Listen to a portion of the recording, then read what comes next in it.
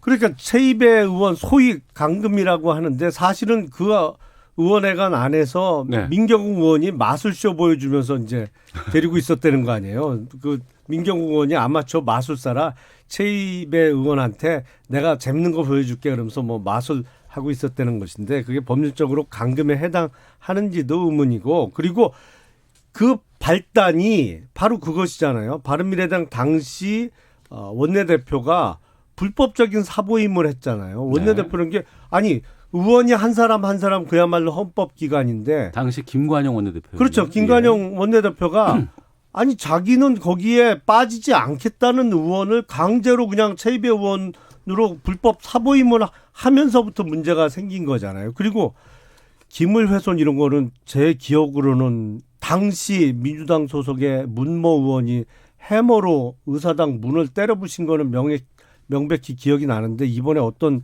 기물훼손이 있었다는 건지 모르겠는데 해머로 그렇게 때려 부신 그 경력이 있는 당에서 이런 걸 문제 삼는 것도 적반하장인 것으로 보이고요. 사실은 가장 근본적인 그 문제의 원인은 네. 사실은 불법적인 사보임부터 시작해서 법을 어겨가면서 강행 처리하려고 했던 범여권의 그로부터 모든 문제가 시작된 것이다라고 생각이 됩니다. 그러니까 뭐 정치적인 주장은 하시고 그게 약간 어불성설인데 문모 의원이 누구죠? 옛날에 제 기억으로는 문병호 당시 의원님이 그 해머가 이번에 그분 이번이 의원이 아니고 아니잖아요. 그 전에 그게 과거에 언제 얘기하시는 거예요? 18대 국회 끝날 때죠. 그분은 지금 국민의당 갔다가 또 뭐 당신은 어디 민주당 갔다가 소속이었잖아요. 그걸 왜 지금 얘기합니까? 그 옛날 고리짝 얘기고 저는 또 민주당의 문모 의원이 이번에 해머로 폭력 행위를 했다 이런 건 줄 알았는데 그 얘기가 아니고 옛날 얘기하신 거죠? 아니, 이거 과거 삭제입니다. 화려했던 민주당 쪽의 경력을 제가 말씀드린 거예요. 아니 그게 지금하고 무슨 아니 상관입니까? 의사당 내에서의 어떤 폭력 행위에 관해서는 저희가 도저히 따라갈 수 없는 알겠습니다. 경지에 이르렀었죠. 최민희 의원께 시간 드리겠습니다. 네, 우선 이름하여 마술 감금. 누가 맛을 보겠다고 했습니까? 그래 어쨌든 감금은 감금인 것이지요. 그래서 제가 말씀드리는 건 이런 거예요. 저는 대학교 때 전두환 군부 독재에 저항해서 시위 주동을 했습니다. 네. 그때 저는 절대적으로 제가 옳다고 생각을 해요. 왜냐하면 군부 독재를 용납할 수가 없었기 때문에 그 폭압적 정치를. 그래서 정의를 위하여 민주화를 위하여 시위 주동은 했지만 그게 실정법 위반이었습니다. 집회 및 시위에 관한 법률. 네. 그래서 나는 정의롭지만 실정법은 인정하기 때문에 뭐 다른 방법도 없었어요. 당시엔 폭압적으로 잡혀가고 끌려가고 두들겨 맞고 이러고 기소되고 그냥 정해진 형량을 받았거든요. 그렇게 책임지는 거라는 거예요. 그러니까 정의롭게 날치기 아닌 것을 알치기라고 자꾸 말씀하시면서 어쨌든 자유한국당의 정의를 위하여 폭력 행위를 하셨으면 정의 부분은 자유한국당 지지자들로부터 평가받으시면 돼요. 선거에서. 그리고 폭력 행위, 법을 위반한 부분에 대해서는 선진화법을 인정하건 인정하지 않건 책임지시면 된다. 네. 이 말씀입니다. 그래서 이 부분을 길게 가져가 주시는 것은 아마도 자유한국당에는 크게 마이너스일 것이다. 왜냐하면 다른 건 다 몰라도 범법은 맞아요. TV 화면에서 다 확인을 했어요. 국민들께서. 그리고 일부 기물이 파손됐어요. 그것도 뭐야 이러면서 확인됐고 공문서가 또 훼손되는 걸 봤어요. 그런데 자유한국당 국회의원들에게만은 법이 작동하지 않고 특권이 적용되는 치외법권이 된다면 국민들이 용납하겠습니까? 그래서 저는 치외법권을 저희가 주장하는 게 아니잖아요. 치외법권이죠. 그러면 나경원 원내대표가 왜 출석을 했어요? 그러니까 나경원 치외법권이라면. 원내대표 나 혼자 법적 책임을 지겠다라고 포함되어 있다고 말씀하신 부분에 대해서 말씀드리는 거예요. 김영남 의원께 연계돼서 좀 질문드리면 나 원내대표의 방침과는 좀 다르게 자유한국당 내에서 일부 의원들이 개별적으로 검찰 수사에 응하겠다 뭐 이런 입장도 좀 나오고 있는 것 같다고 하던데 어떻습니까? 저는 뭐 응하지 못할 이유가 없다고 생각을 합니다. 근데 다만 지금 정기국회 회기 중이고 지금 한참 예산안 심사 진행 중이니까 적어도 12월 9일 정기국회가 종료한 이후에 뭐 얼마든지 출석해서 조사를 받고 당시 그럴 수밖에 없었던 정당한 사유에 대해서 주장을 해야죠. 네, 알겠습니다. 자, 근데 이제 이 검찰 패스트트랙 수사와 또 다르게 국회 내에서 이제 패스트트랙 법안들을 처리를 이제 해야 되지 않겠습니까? 12월 3일 부의하겠다고 문희상 국회의장이 선언을 했어요. 그 이후에 이제 절차는 3일이 될지 4일이 될지 모르겠습니다만 본회의 표결은 어떻게 전망하세요, 두 분께서는? 최민희 의원께서는요? 전망 저는 못 하겠습니다. 일단 부의하는 건 예. 부의하더라도 이후의 표결 결과에 대해서는 좋은 결과를 내기 위해서 민주당은 최선의 노력을 다하겠죠. 네. 그런데 오히려 공수처와 관련된 사법개혁안은 그건 뭐 통과될 수도 있다고 봅니다. 왜냐하면 공수처는 갈수록 지지율이 높아지고 있어요. 그 국민들의 지지 여론이. 그런데 선거제도 개편안은 각 당의 이해관계가 첨예하게 대립되어 있는 상황이고 이게 올라간 법안은 225 지역구 대 75 비례잖아요. 네. 저는 개인적으로는 200대 100 해야 된다는 입장인데 이게 비례가 100? 성관이 아닙니다. 원래 200대 100이. 그게 우리 실정에 맞다는 건데 225대 75를 조정하겠다는 얘기가 계속 나오잖아요. 240대 60, 뭐 250대 50 이렇게. 그러니까 이런 게 나온다는 건 통과에 한 발 다가간다는 의미죠. 225대 75로 막 된다 안 된다 얘기하는 건 사실 가능성이 적은 거고 네. 조율하고 있다 이런 뜻으로 보는데 가장 큰 걸림돌은 자유한국당이 270석으로 의석을 줄이자고 하고 비례대표를 폐지하자 이런 안을 아직 폐기하지 않았다는 겁니다. 김용남 의원 아니잖아요, 그게. 아니, 네. 원래 제안은 비례대표를 폐지하고 의원 정수를 250석으로 줄이는 게 제 20석 아니에요. 더 줄여서? 예, 원래 그러니까 19대 때만 해도 지역구가 247석, 비례대표가 53석이었거든요. 네네. 그래서 그 19대 때부터 제가 주장한 건 비례대표 폐지하면 53석이 없어지니까 그러면 250석으로 정수를 가져가자는 게 제 아니었고 그게 약간 수정된 게 지금 그 자유한국당의 당론으로 채택된 270. 비례대표 폐지와 270석으로 가는 거죠. 그런데 지금 조율이 되고 있고 협상을 좀 하고 있다고 해서 뭐 75석 비례대표를 60석으로 줄인다거나 뭐 50석으로 줄인다거나 이런 논의들이 지금 나오고 있는데 여기에 대해서는 자유한국당 입장이 지금 나온 게 있나요? 어떻습니까? 아직까지는 입장 변화가 없습니다. 저희는 비례대표 폐지와 의원 정수 축소가 지금까지 당론이고 아직 예. 그거에 대해서 뭐 이견이 나온 바는 없고요. 이게 공수처법을 비롯한 검경 수사권 조정안 그리고 선거법이 철저하게 정치적 흥정의 대가로 여기까지 진행된 것이거든요. 그러니까 네. 공수처법을 통해서 어떤 그 정권의 그 뭐 무소불위의 어떤 수사기관을 하나 만들고 싶은 민주당 쪽과 그리고 비례대표를 왕창 늘리면서 자신들의 당권을 통해서 정치적 영향력을 무한 확대하고 싶어하는 군소정당의 당권 주자들하고의 어떤 정치적 거래를 통해서 흥정이 된 거기 때문에 근데 단순 표 계산만 하면 네. 범여권의 표가 많은 것도 사실이에요. 그러니까 민주당, 정의당, 뭐 대한신당 그리고 바른미래당의 소위 당권파라고 하는 이쪽이 표가 많죠. 그러니까 문희상 의장께서 12월 3일 이후에 본회의 표결을 강행을 한다. 그래서 본회의 표결로 넘어간다 그러면 네.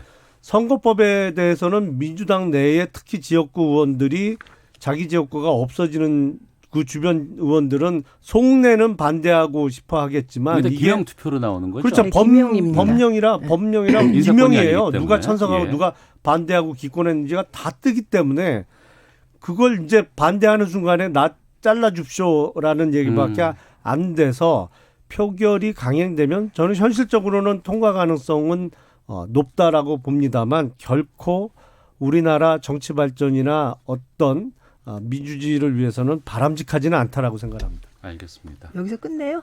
저희 한마디 더 해야 되는 한마디 하세요. 예. 네, 우선 청년 여성을 배려한다고 자유한국당이 계속 얘기를 하시잖아요. 그런데 어떤 방식으로 청년 여성을 국회에 진출시키겠다는 겁니까?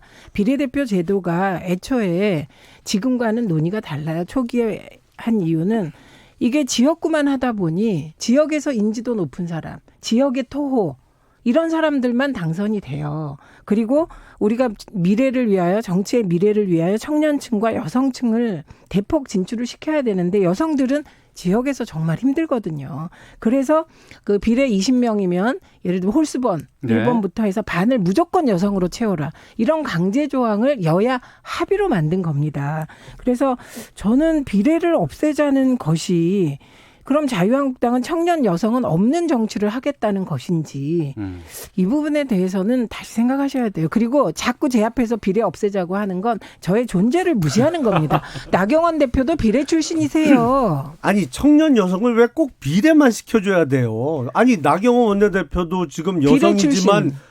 지역에서 3선을 했잖아요. 아니, 이 비례와 아니, 관련된 비례. 논의로 들어가게 되면은요. 비례로 네. 시작했다고요. 예. 추미애 전 대표도 지역구에서 계속 연속으로 당선돼서 당대표까지 예, 두 분께 지내셨잖아요. 말씀드리겠습니다. 근데 추미애 대표님은 신이세요. 신. 예, 알겠습니다. 그 비례로 저희가 이걸 또 토론을 하게 되면은 한참 시간을 또 가져가야 되는 부정하세요, 상황이기 저를. 때문에 어떻게 저를 부정하세요? 예, 우선은 이 문제는 여기서 마무리 짓고 헤드라인 뉴스 듣고 와서 좀 빨리 갔다가 또 조국 전 장관 지금 검찰 출석한 상황에 대해서 좀 말씀 나누도록 하겠습니다.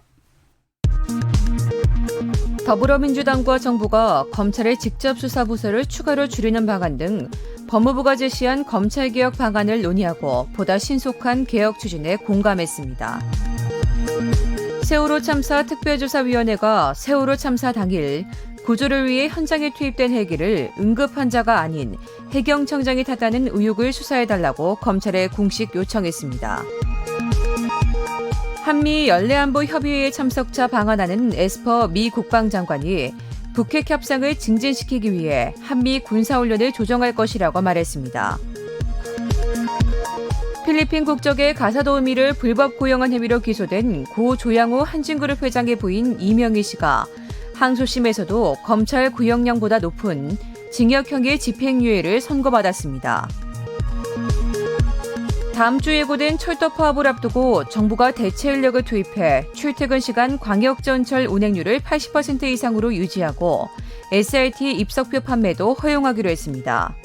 지금까지 헤드라인 뉴스 정한나였습니다. 이어서 기상청의 강혜종 씨 연결합니다. 네, 먼저 미세먼지 정보입니다. 오늘 미세먼지 농도 보통 내지 좋음 단계가 예보돼 있고요. 내일 오후 늦게는 국외 미세먼지 유입과 대기 정체로 수도권의 농도가 높아져 공기가 좋지 않겠습니다. 수능일인 오늘 아침 중부지방의 기온이 영하권으로 내려간 곳이 많았고요. 바람까지 불어서 올 들어 가장 추웠습니다. 낮에도 마찬가지입니다. 서울이 한낮에 4도에 머물겠고 대전의 기온 7도, 광주, 대구 9도 등 전국적으로 3도에서 11도의 분포로 어제보다 6도에서 8도 정도 기온이 큰 폭으로 내려가겠습니다.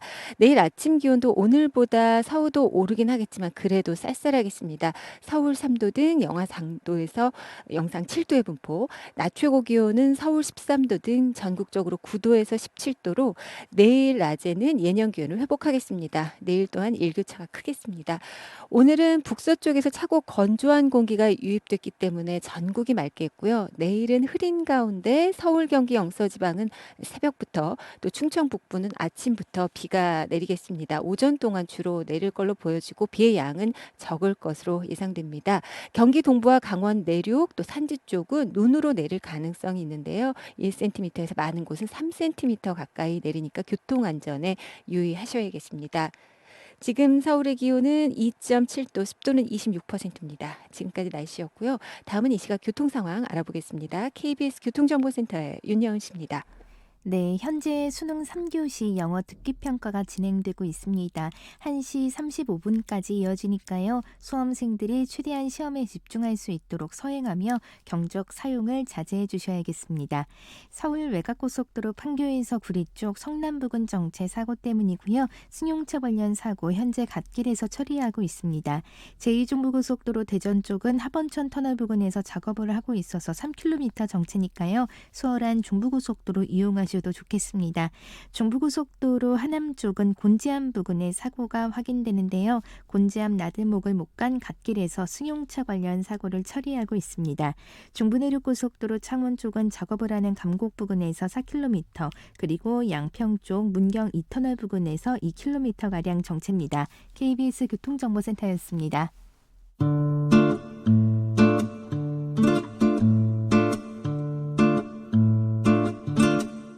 오태훈의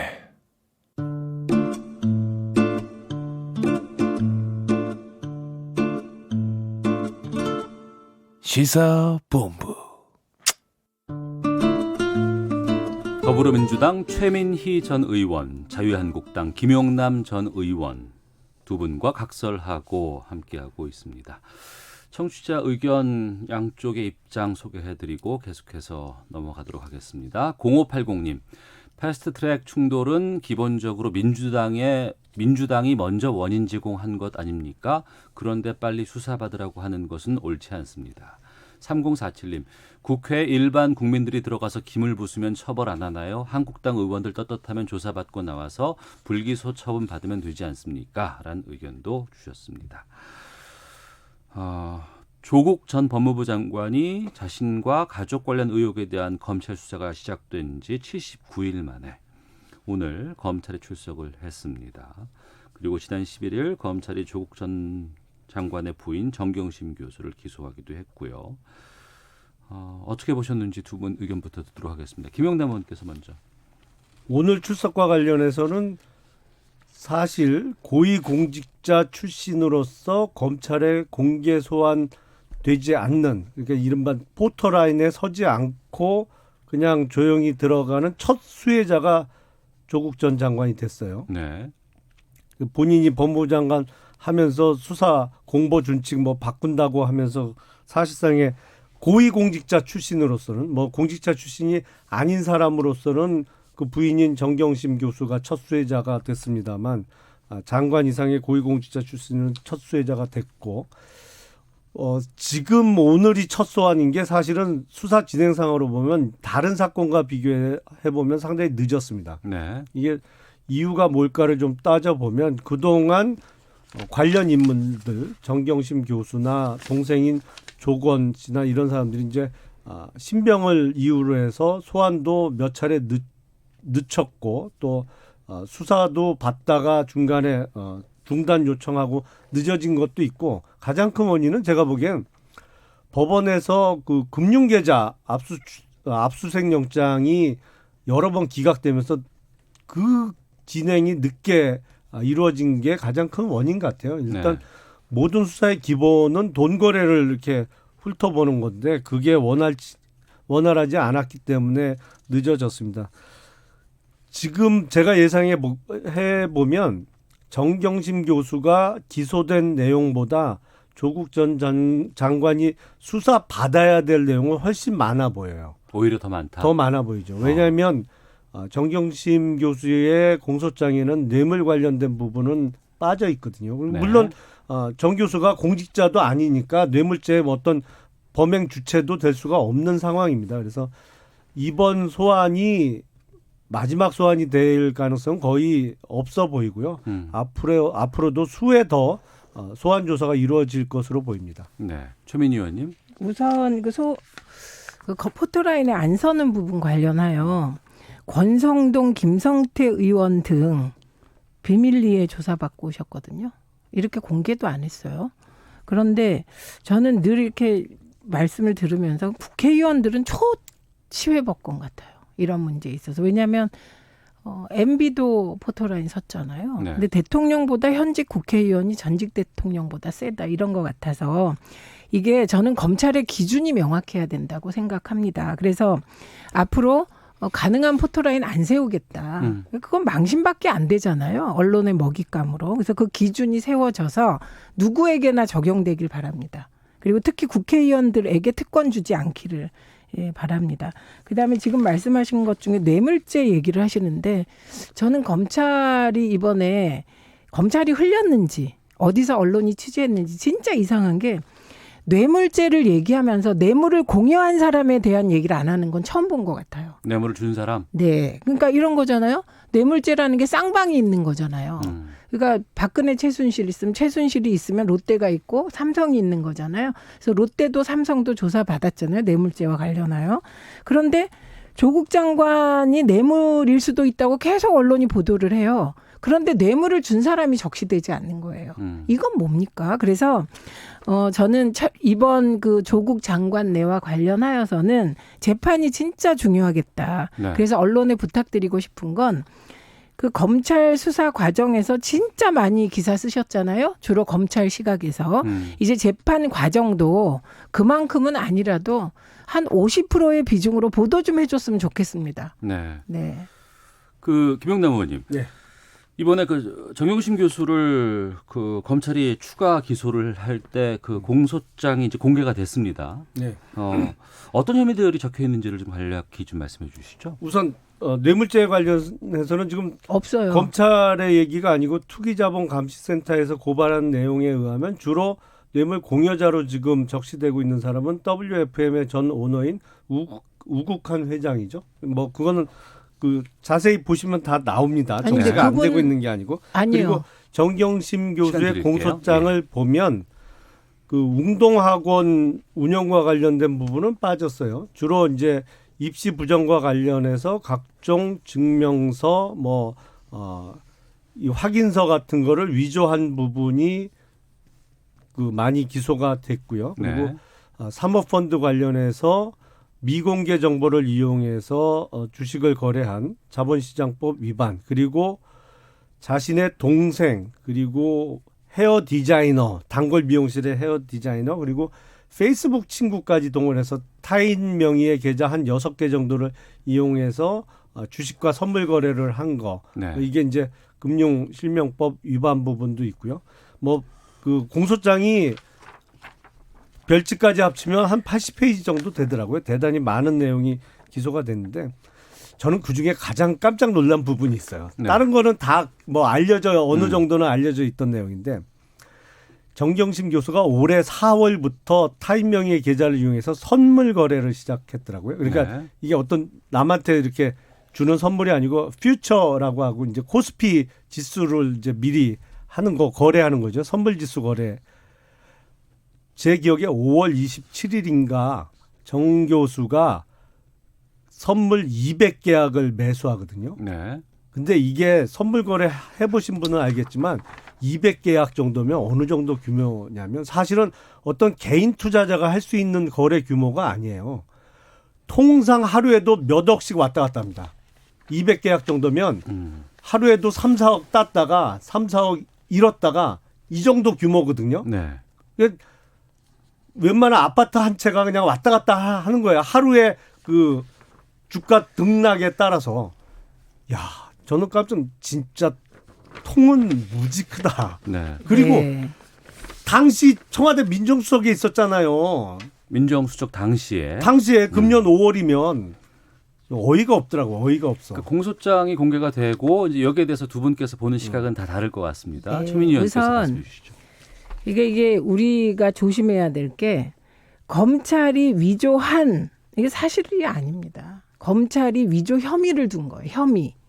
그럼 재판할 필요가 없죠. 이걸 사실로 확정된다면. 그래서 이건 중요하고 특히 언론에 대하여 그 검찰이 위조했다. 검찰에 따르면 위조했다 이렇게 쓰시면 안 됩니다. 위조했다고 검찰이 주장하고 있다입니다. 이 부분은 확실히 해야 돼요. 재판 과정에서 뒤바뀐 게 한두 가지입니까? 심지어 이 검찰과 국정원이 간첩도 조작해서 네. 서울시 공무원 최종 무죄 받았습니다. 그러니까 주장하고 있는 거고요. 제가 보기에 제일 웃기는 거 말씀드릴게요. 저 이상한 거. 헤어 디자이너와 페이스북에서 만난 지인에게 말씀하셨던 대로 몇 개 계좌로 차명을 했다는 거예요. 그 액수가 1,몇백만 원인데 이게 790차례를 그 기간 중에 했다는 건데 그러면 한 차례에 2만 원 거래한 게 나옵니다. 그러니까 이제 몇 억 뭐 좀 근거를 모르겠고요. 아니 잘못 계산하신 것 같은데 뭘 잘못 알고 계신 건데. 이 헤어 디자이너 부분 말하고 있는 겁니다. 예. 그런데 중요한 건 이 790차례가 왜 790차례냐면 예를 들면 A가 주식을 팔아요. 100주를. 그럼 그 100주가 한꺼번에 100주가 탁 체결되는 게 아니에요. 100주를 사겠다고 하건 팔겠다고 하건 금액에 이게 맞춰서 금액에 맞춰서 착착착착 됩니다. 그러면 100주를 팔 때 그게 50번에 팔아질 수도 있고 어떤 때 운 좋으면 한 번에 팔아질 수도 있는 거예요. 네. 이런 걸 다 계산해서 790차례더라고요. 그래서 얼마나 그 혐의를 부풀리고 싶으면 이렇게 790차례라는 걸 적시했을까. 그래서 저는 이번 이 사건은 정말 재판 과정을 면밀히 주시하는 게 중요하다. 이런 것이고요. 예. 그다음에 아까 이거 넘어가면 안 되는데 네. 우국한 회장이라는 분이 싸게 판 사람입니다. 그런데 이 사람 지금 어떻게 되고 있죠? 싸게 팔아서 이 사람은 뇌물을 공여한 거잖아요. 김용남 의원 주장이 옳다면, 검찰이 주장이 옳다면, 조국 전 민정수석은 뇌물을 받은 겁니다. 뇌물을 준 사람은 우국한이 되는 거잖아요. 근데 우국한은 어디 갔냐고요. 우국한은 어떻게 할 건데요. 그래서 이런 허점들에 대해서는 검찰이 뇌물 공여자, 만약에 뇌물죄를 뒤집어 씌우고 싶으면 조국 전 수석에게 우국한에 대해서도 똑같이 수사해야 되는 건 맞죠? 수사 그동안 이루어졌죠. 아니죠. 했는데 지금 기소도 하지 않고 아무것도 하고 있지 않아요. 그렇기 때문에 제가 말씀드리는 것은 조국 전 수석에게 뇌물죄를 적용하고 싶으면 우국한에 대해서도 똑같이 조사하고 똑같이 피의사실 좀 같이 흘려달라. 이 말씀을 드리는 거죠. 조금 설명을 드리겠습니다. 그러니까 뇌물죄는 쌍방죄인 건 맞아요. 주는 네. 사람이 사람이 있으니까 받는 사람이 있는 거죠. 아니 그러니까 뇌물을 받은 혐의가 있다 그러면 그거는 조국 전 장관인데 그 사람도 아직 신병 처리가 안 됐는데 어떻게 받은 사람 신병 처리하기 전에 준 사람 먼저 신병 처리를 해요. 그러니까 그거는 조금 아니, 먼저 하라는 게 아니고요. 오해가 있으신 것 같고 예, 김영남 의원님 그리고 말씀하시고요. 주식과 선물 거래를 790회 했다는 것은 지금 최 의원님 말씀대로 그런 기준이 아니고 주문 기준이에요. 주문 기준. 아닙니다. 아니 그건 그렇지 않아요. 아니라니까요. 그거를 저희가 그러니까 이게 주식의 종류와 그 수량 별로 나눠서 790회인 거지. 예를 들어서 그게 아니라니까요. 100주 매도를 냈는데 그게 뭐 한 주 체결될 때도 있고 뭐 1분 내에 몇 주 이렇게 나눠놓은 게 아니에요. 그게 아니라니까요. 추후에 이 확인했다니까요. 부분은 예, 제가. 알겠습니다. 예. 그 추후에 이제 저희가 그 공소장을 좀 확인해 보고 네. 예, 뭐 이게 그 확실히 뭐 중요하거나 이게 뭐 아니, 팩트가 별 달라지는 건 중요한 아니. 부분은 예, 아닙니다. 이 그러니까요. 부분은. 네. 예. 최 의원님 그 선물 거래 안 해보셨죠? 안 선물 하죠. 옵션 거래. 저희는 뭐 모르죠. 근데 이거 설명드리려면 중요한 한참 건 걸리는데. 그 인도네시아 추락 사건. 네. 아이고. 그건 어떻게 됐어요? 그거 아직 미궁이죠. 그러니까. 그래서 그것도 이번에 검찰이 수사합니까? 그거 당시 인도네시아에서 제대로 수사가 이루어졌어야 되고 조국 펀드 관련된 그러니까. 관련자가 그 사건과 밀접하게 관련돼 있는 건 틀림없는 사실이죠. 그러니까 막 던진 거 인정하셔라. 뭘 막 던져요, 제가. 그게 조국 전 뭐가- 장관과 관계돼 있다는 식의 주장이었잖아요. 조국 펀드와 바로 연결돼 있어요. 아니 근데 예. 그게 조국 전 장관과 무슨 관련이 조국 있냐고요. 펀드와 연결돼 있으면 조국 장관과 연결된 이게 무슨 게 조국 저기- 펀드입니까? 예, 더불어민주당의 최민희 전 의원 그리고 자유한국당 김영남 전 의원과 각설하고 함께하고 있는데요. 향후 재판에서 좀 논쟁이 되거나 아니면 중점이 될 부분들이 어떤 것들이 있을지 짧게 좀 얘기 듣고 저희들 좀 마무리를 좀 해야 될 것 마무리요. 같습니다. 우리 험지 출마해야죠. 아니 그거는 저희 도저히 시간이 안 될 것 같아요. 시간이 없어요. 그냥 예. 그거 하면 안 돼요? 그럴까요? 네, 이거는 또 저희 공전할 것 같아서. 아, 그렇죠. 그러면 하나 네. 뭐 좀 준비된 거 더 있으니까요. 그 더불어민주당과 자유한국당 지금 총선 이제 한 5달 정도 남았습니다. 유리한 지역이 있고 또 그렇지 않고 힘든 지역이 있고 하지만 뭐 다 거대 여당, 거대 야당이기 때문에 여러 곳에 불리한 곳에도 누군가를 보내서 또 그 자리를 또 승부를 던져야 되는 입장이고 험지 출마에 대한 여러 가지 논란들이 좀 나오고 있거든요. 예. 각 당의 입장들을 좀 말씀해 주시죠. 먼저. 우선 좀 우리 부장님 조심해야 될 것 같아요. 예, 예. 부장님 아무래도 최 의원님께서 진행자 자리를 노리시는 것 같아요. 왜요? 지금 이슈를 틀었잖아요. 이렇게 아. 진행자의 몫인데. 아, 제가 가끔 걸려드린 건가요? 아, 우선 참을 수 있습니다. 예, 예. 그 중진들 소위 그리고 정치적 죄송합니다. 정치적 거물이라고 자칭하는 분들은 네. 그거에 응당한 모습을 보여줘야죠. 지금 한국당 쪽에서 얘기는 있고 네. 아직 행동에 나서는 사람이 없는 것은 저도 뭐 당원의 한 사람으로서 대단히 불만스럽고 자괴감이 듭니다. 그리고 영남 어디를 출마하면서 거기도 험지다라고 억지를 부리는 거는 그거는 진짜 그 스스로의 어떤 품격을 깎아먹는 짓이라고 저는 생각을 해요. 네. 그리고 그거보다 한 발 앞서서 저는 험지 출마가 아니고 이번 기회에 아예 정계 은퇴 선언을 해야 될 분이 상당히 많아요, 사실은. 그만 하면 그만큼 했으면 됐어요, 사실. 그리고 앞으로의 성장 가능성이 솔직히 없어 보이는 사람도 많이 있고. 네.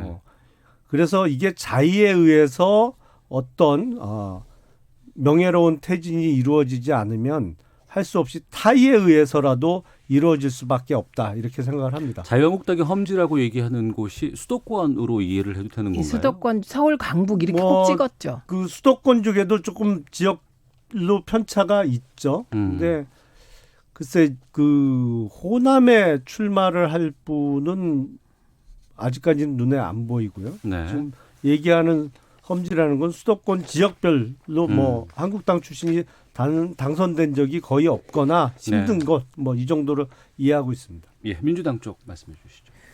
우선 민주당과 자유한국당의 가장 큰 차이는 총선을 지휘하고 있는 사령탑의 차이입니다.